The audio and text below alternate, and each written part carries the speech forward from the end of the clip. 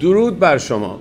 ما یه پروژه داریم در دبی، خیلی سر صدا کرده، به نام قلک معروف شده.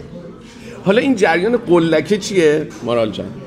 ببینید اقساط ما در طی ما فقط 4000 درهمه.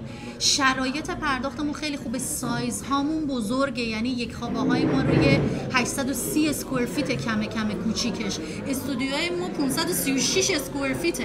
یه لوکیشن هم بگو سورپرایزشون کن. لوکیشن هم که JVC که از سال 2024 تا الان بالاترین سطح آرای داشته و خرید و فروش همیشه بالاترین. حالا همه اینا رو گفتیم، اقساط پس از تحویل هم داره، یعنی الکی نیست این تیم قدرتمند الان دوره هم جمع شدیم نشستیم کلا همه رو ببندیم امروز. ولی پایین ترین سطح قیمتش از چند شروع میشه؟ با این اسپشیال آفر این ماهمون که از دست ندید، حتما کیپین تاچ باشید با بچه‌ها، فقط با 1,050,000 درهم میتونی یه واحد یک خوابه 800 اسکوئر فیتی بگیرید.